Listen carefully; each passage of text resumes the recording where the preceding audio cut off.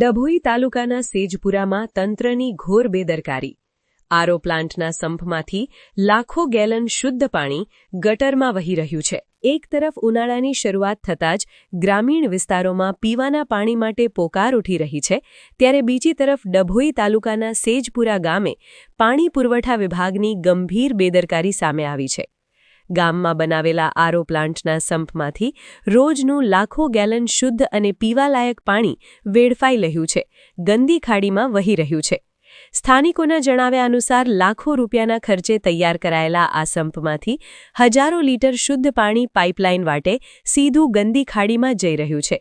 જે પાણી લોકોની તરસ છિપાવવા માટે વપરાવું જોઈએ, તે તંત્રની આળસને કારણે ગંદકીમાં ભળી રહ્યું છે. આ પરિસ્થિતિને જોતા ગ્રામજનોમાં ભારે રોષ જોવા મળી રહ્યો છે અને તંત્ર સામે અનેક સવાલો ઉઠી રહ્યા છે. શું પાણી પુરવઠા વિભાગના અધિકારીઓ ક્યારેય આ સ્થળની મુલાકાત લેતા નથી? એક તરફ ઉનાળામાં લોકો પાણી માટે વલખા મારી રહ્યા છે, ત્યારે આટલો મોટો બગાડ કેમ નજરઅંદાજ કરવામાં આવે છે? કુંભકર્ણની નિદ્રામાં પોઢેલા અધિકારીઓના પેટનું પાણી ક્યારે હલશે? જો આ પાણીનો બગાડ તાત્કાલિક અટકાવવામાં નહીં આવે તો ઉનાળાના આકરા દિવસોમાં સેજપુરા અને આસપાસના વિસ્તારોમાં પાણીની ભારે તંગી સર્જાઈ શકે છે.